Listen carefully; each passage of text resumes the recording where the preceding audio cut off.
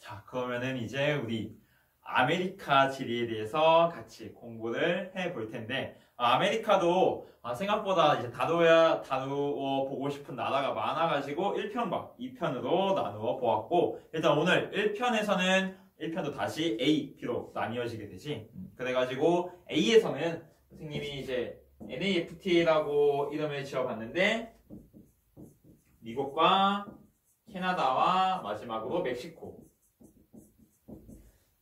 어쩌면 이제 우리가 흔히 북아메리카라고 부르는 세 지역에 대해서 먼저 같이 이야기를 해보고, 그 다음에 B에서는 카리브해에서 이제 카리브해와 그 주변에 있는 중앙아메리카 지역이라고 흔히 부르는 그 지역에 대해서 다루어 본 다음에 다음 시간에 그 다음에는 남미에 있는 국가들, 그 중에서 남미에 총 12개인가 13개의 국가가 있을 텐데 그 중에서 꽤나 많은 10개의 국가 5개씩 나누어서 한번 다루어 보도록 할게. 그래가지고 일단 먼저 우리 캐나다, 미국, 멕시코에 대해서 같이 이야기를 해보도록 할게. 먼저 미국에 대해서 같이 이야기를 해볼까? 미국에 대해서는 선생님뿐만 아니라 여러분들도 충분히 이야기할 수 있는 게, 그리고 할 만한 게 많을 것 같아. 그래가지고 미국은 누가 뭐라고 해도 일단 세계에서 최강을 달리고 있는, 언제부터? 보통은 2차 세계대전 이후부터 2차 세계대전을 계기로 해서 다른 나라가 이제 따라올 수 없는 그런 세계 최강국의 지위를 가졌다 이야기를 하고, 거기에 플러스 소련의 해체, 이 두 가지 때문에 이제 더 이상 미국은 다른 나라와 비교할 수 없는 아주 강한 국가다라는 인식이 확실하게 자리 잡게 되었고, 그래서 미국의 수도라고 하면은 바로 워싱턴 DC라고 하는 곳이고, 그래서 헷갈리지 말아야 될 게 첫 번째로 미국에서 이제 보통 가장 큰 혹은 가장 유명한, 또 아니면은 좀 중요한 도시 하면은 뉴욕 생각하는데, 뉴욕은 수도가 아니고 워싱턴 DC라고 쓰여 있지. 그래가지고 워싱턴 주의 이름 중에 또 워싱턴이 있어. 그래가지고 거기가 아니라 워싱턴 DC가 미국의 수도구나 라고 정확히 알아두면 좋을 것 같아. 그 다음에 또 미국 하면은 무엇보다도 국방력이 세계 최강이라고 하지. 그래서 막 흔히 이야기하는데 미국 빼고 붙으면 누가 이기냐 이렇게 물어보면은 이게 말이 되는 건가, 질문거리가 되나 라고 할 텐데, 생각 외로 그 정도쯤 되면은 한번 붙어볼 만하다, 아니면은 뭐 그래도 미국이 이긴다, 이 두 개 중에 한 가지의 의견이 뭐라고 해야 되지? 대세의 의견이라고 한대.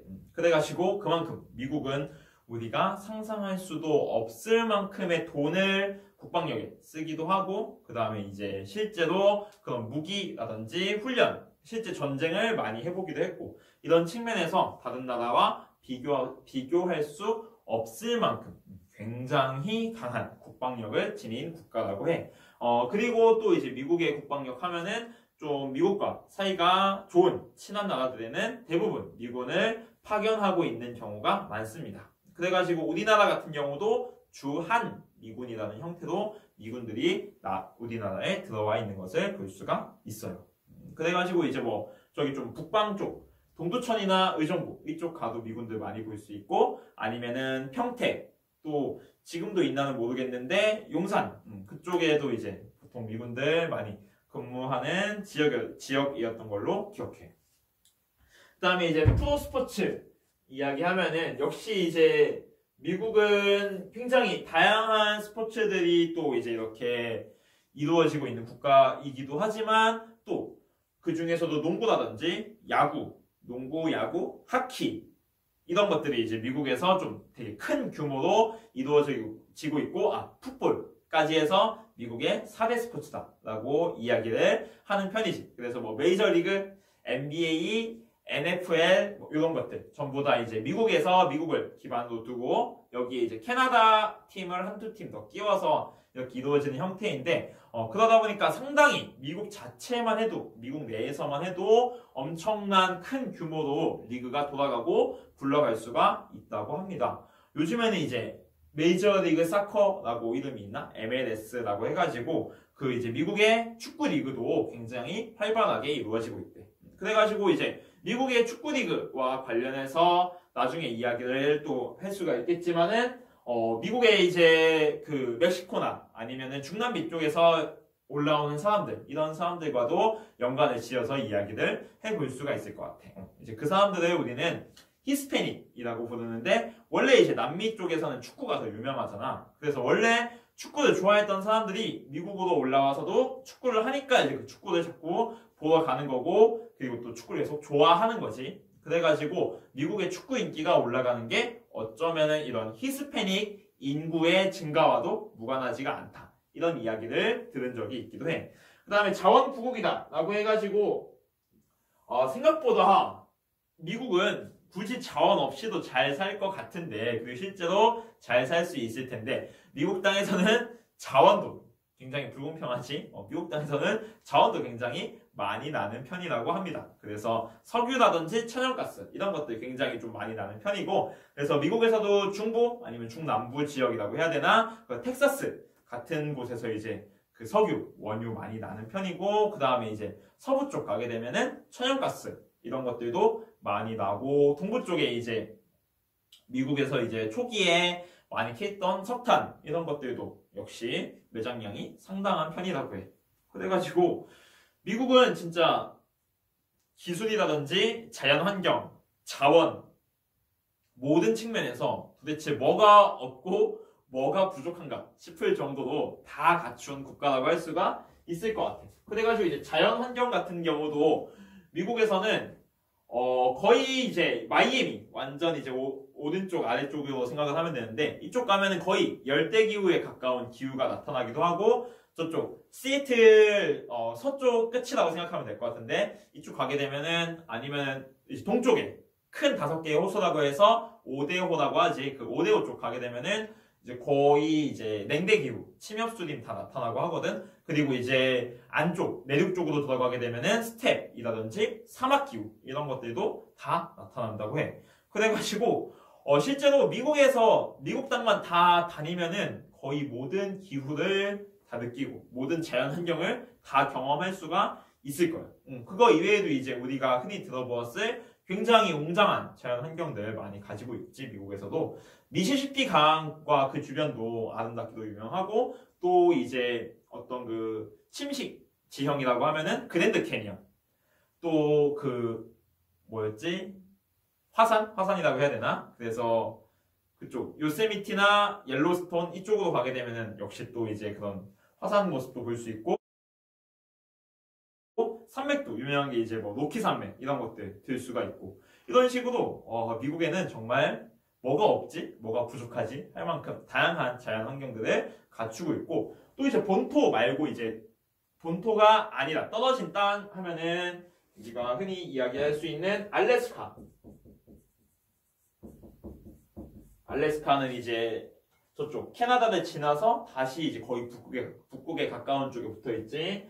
아니면은 뭐 하와이 이런 곳들도 이제 전부 미국의 하나의 주인데, 그래가지고 알래스카랑 하와이를 더하면은 정말 세계에 존재하는 모든 기후를 미국에서 만나볼 수가 있을 거라고 생각이 되네.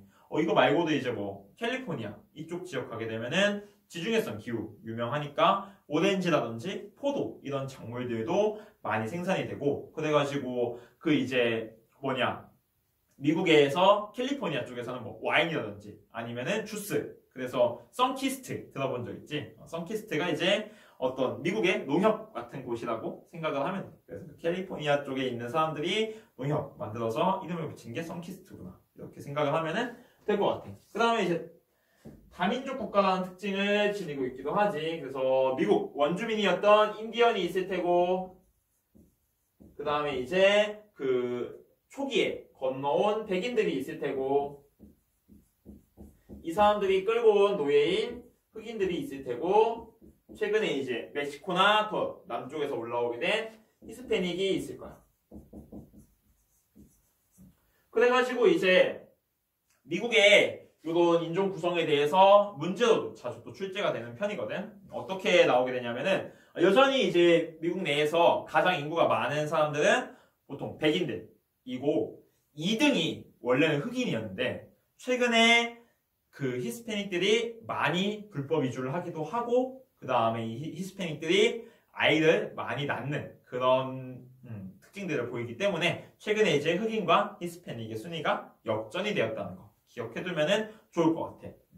그 다음에 이제 보통 그래서 히스패닉, 흑인, 그 다음이 아시아계 이민족들, 그래서 아시안 맨 마지막에 가장 적은 인구를 보이는 게 인디언이다 라고 생각을 하면 되고, 지역별로는 이제 약간 남동부 쪽에 많이 살고 있는 사람들이 흑인, 왜냐면 이제 과거에 그런 목화 농장에서 일을 하던 그런 시대적인 배경 때문에, 그 다음에 서남부 쪽이 히스패닉, 왜냐면은 멕시코에서 넘어오기가 이제 서남부 쪽이 훨씬 더 편하겠지. 그 다음에 서부랑 동부, 해안가에 좀 많이 살고 있는 사람들이 아시안. 왜냐하면은 이제 미국의 서부는, 미국은 동부부터 이제 서양인 기준으로 보게 되면은 개척을 해나간다는데, 아시아에서는 태평양을 건너면은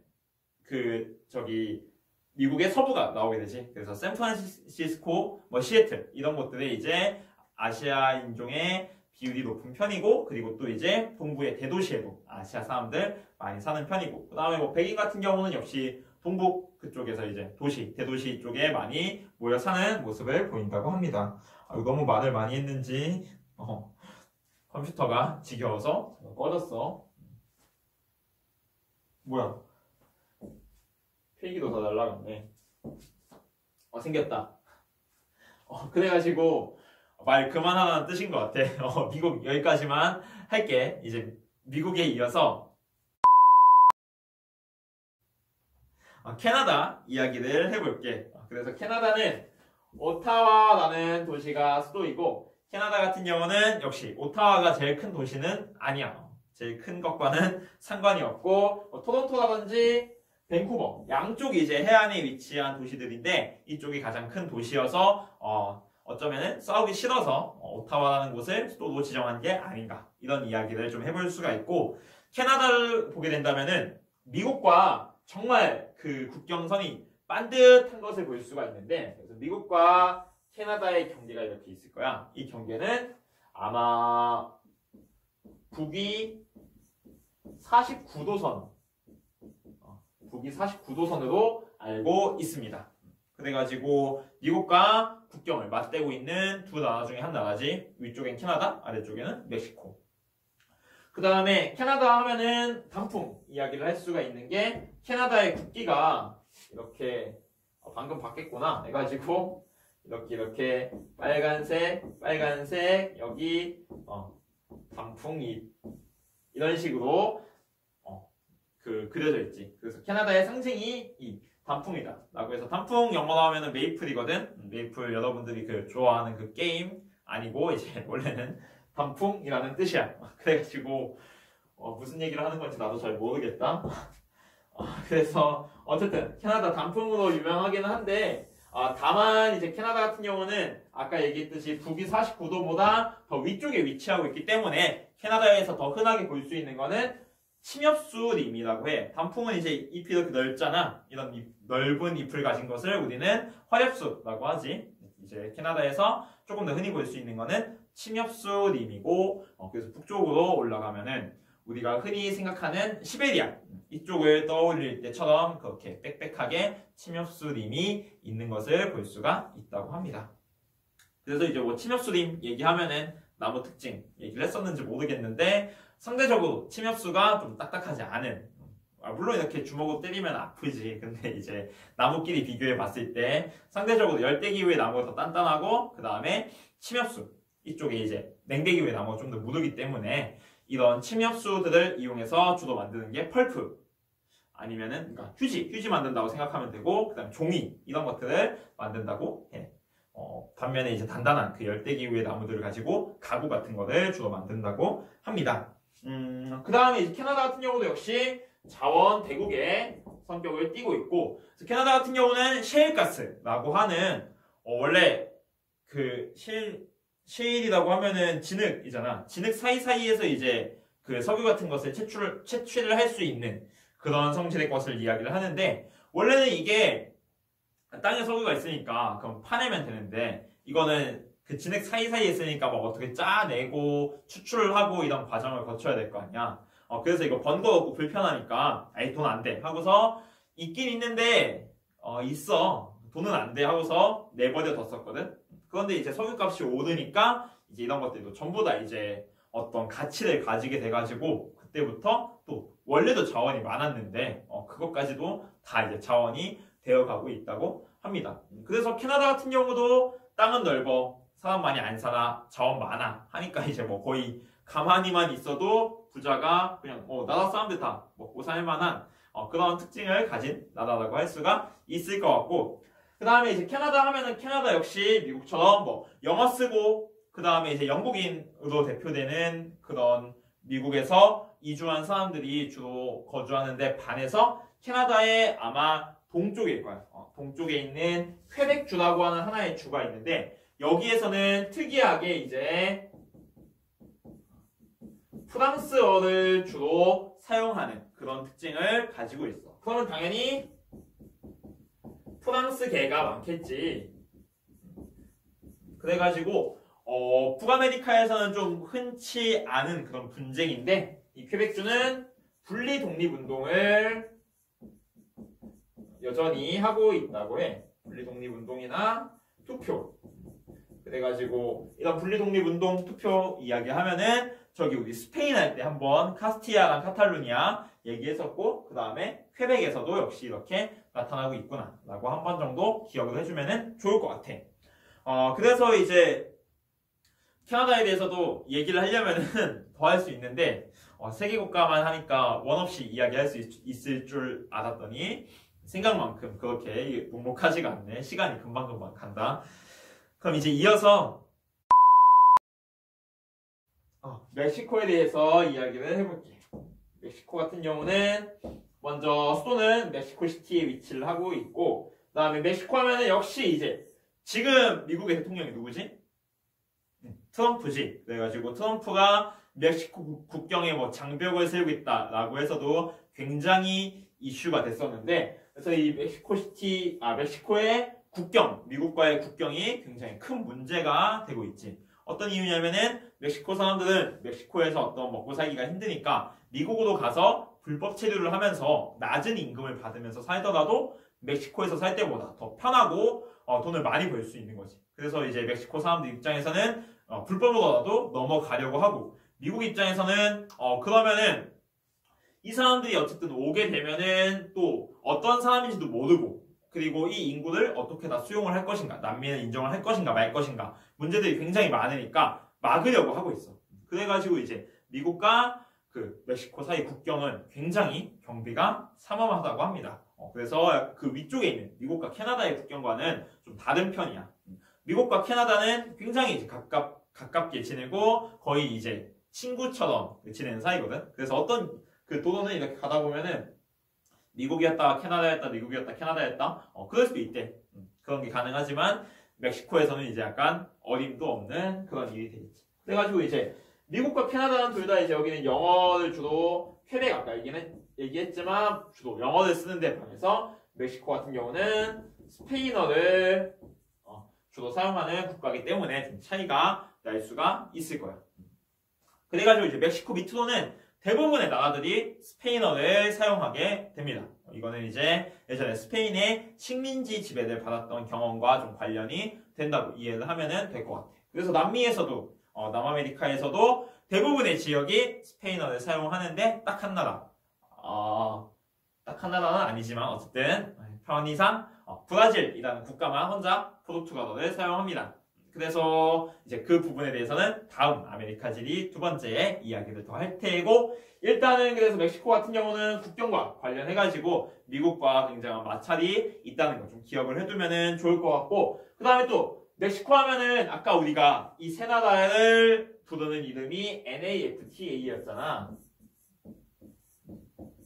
여기서 앞에 NA가 노스 아메리카, 북아메리카고 FTA는 프리 트레이드 어그리먼트인가? 자유무역 협정 이렇게 이야기를 하지. 그래가지고 이 NAFTA와 관련해서 미국에서 공장을 하는 사람들이 미국 사람들은 한 달에 300만 원씩 월급 줘야 되는데 멕시코에서는 한 100만 원만 줘도 멕시코 사람들은 좋아하네 하면서 공장을 세우게 돼. 멕시코에. 왜냐면은 자유무역이 가능하니까 굳이 더 비싼 월급을 줘가면서 미국에서 일을 할 이유가 없어진 거지. 그래가지고 이 국경은 이렇게 넘어다니는데 힘든 공간이기도 하지만 국경 주변에 미국 자본으로 만들어진 그리고 멕시코 노동자들이 일하는 공장들이 많이 위치해 있기도 하다고 합니다.